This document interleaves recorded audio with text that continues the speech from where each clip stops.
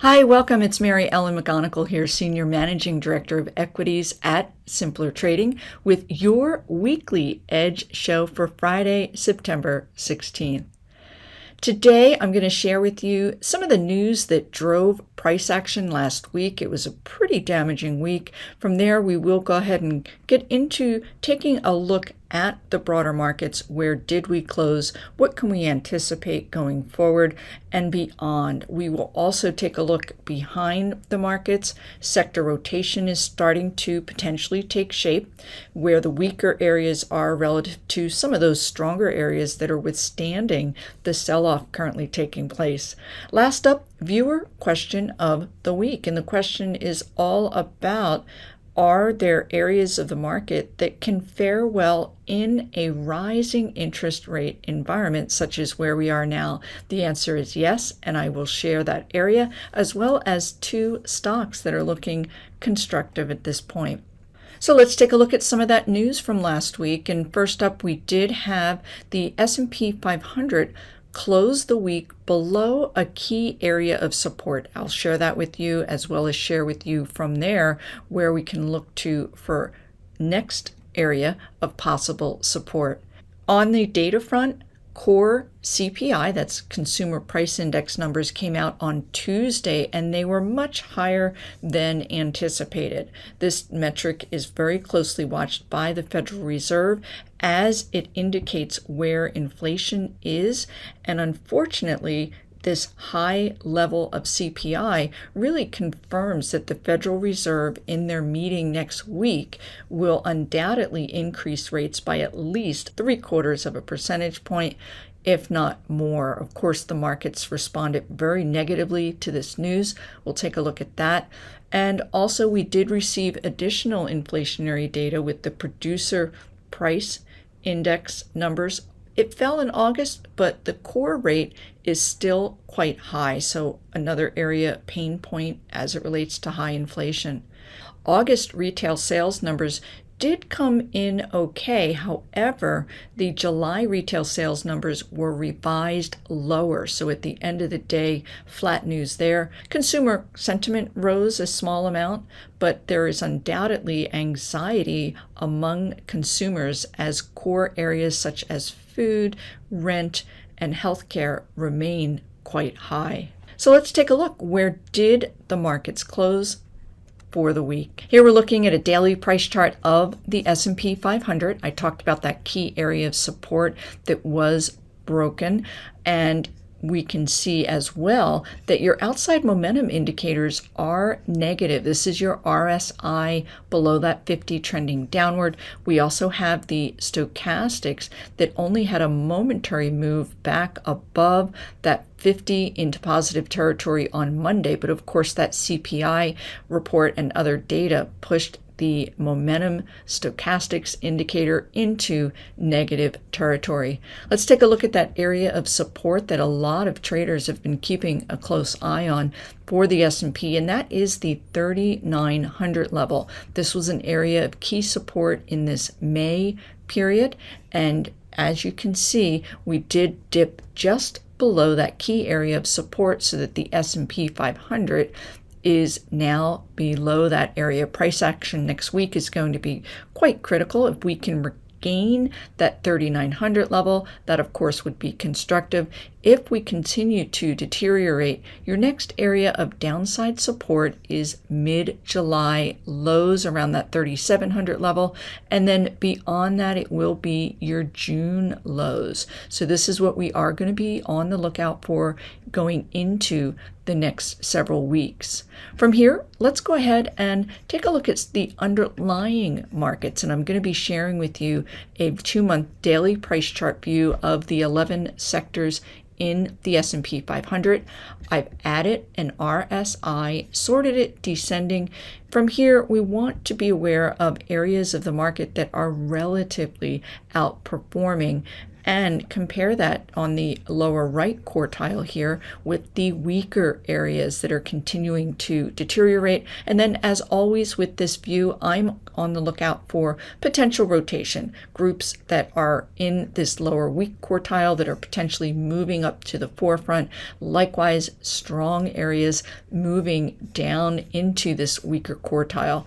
First up, we can see that technology remains weak. With this, we are going into the fourth week where technology has underperformed, and the industry group is now well below any key areas of support with these moving averages. Outside momentum indicators are negative, and unlike the S&P 500, it only has this one area of possible near-term support, and that is going to be your mid-June lows. We're awfully close to potentially breaking below that, which would not be constructive. And I'll share with you what areas are the weakest among technology and what is driving that weakness that we're experiencing. Also, we want to be aware of some of these areas that are relatively outperforming. Energy back up here at the forefront. It was down the least of those sub-industry groups. And the same reason that technology is down is one of the reasons that energy stocks are faring well. So we will get into that.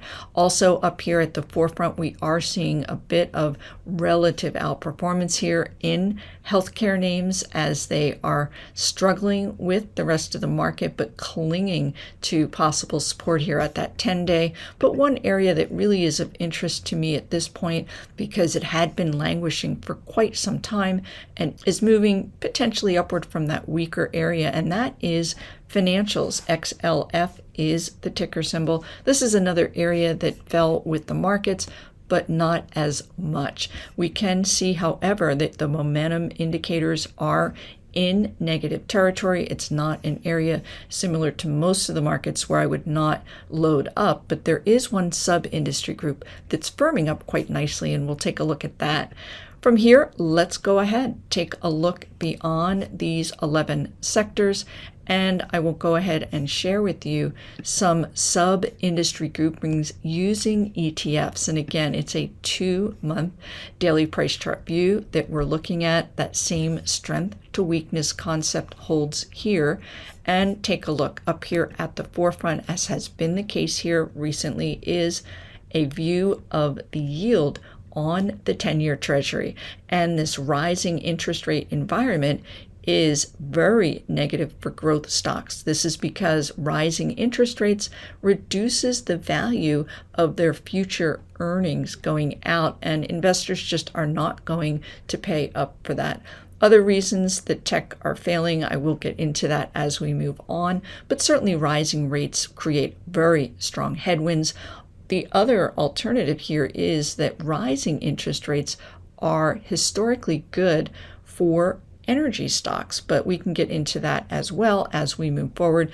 As always, these sub-industry and broader industry groups have a lot in the way of dynamics that are going to be driving their price action, but overall of note is the continued increase in interest rates. From here, we can take a look at the US dollar. This is another area of recent strength, and it was up almost 1% this week. A rising dollar also impacts areas such as oil, because as the dollar increases, you will see commodity prices decline.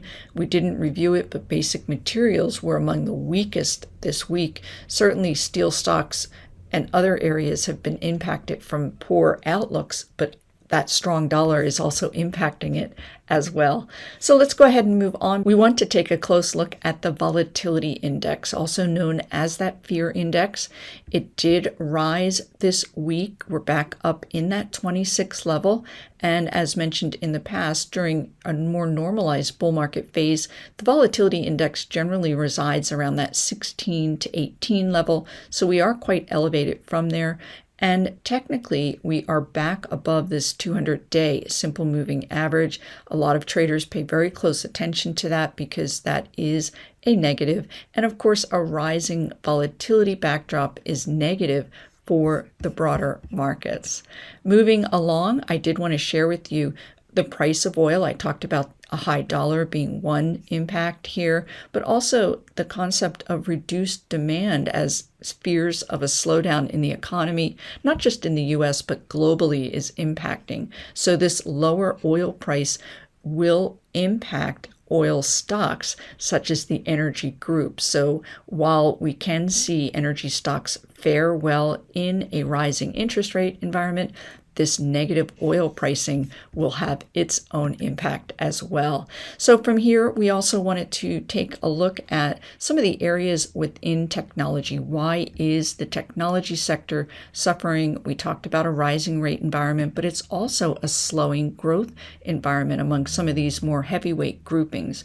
First up here is the SOXX. This is the ETF for semiconductors, and you can see it's really hit its stride to the downside. We're getting big volume as distribution continues to take shape. There were some bellwether, NVIDIA among them, Micron, another name, that several weeks ago pre-announced a slowdown in their growth. And this is not something, of course, that we want to see, but this deterioration in semis is pulling technology down. And then also a drop continued in software stocks. This is IGV, the ETF for software names, and you can see a very clear-cut downtrend, big uptick in volume as this index continues to decline. Outside momentum indicators are negative. So this is another area among tech that is not holding in and definitely in a downtrend.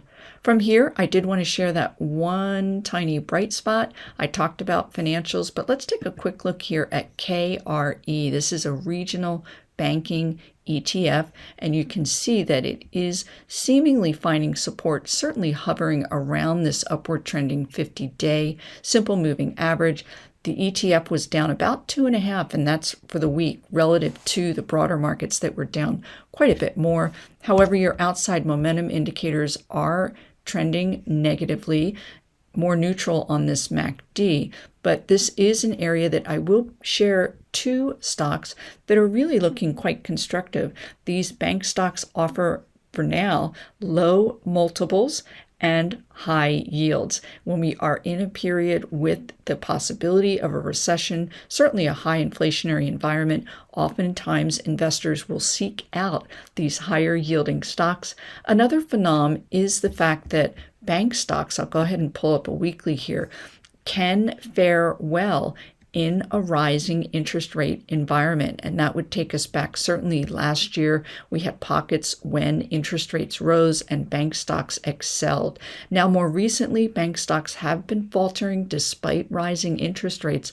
That's the beginning of this year. However, it was all about very poor earnings as these companies came out with their reports. However, we are seeing estimates being revised upward for these bank stocks as we head into earnings next month. So from here, let's take a look at those two names that are looking interesting. Again, they are smaller cap, but they are worth noting because eventually we are hoping for a broadening out of bank stocks beyond these smaller names.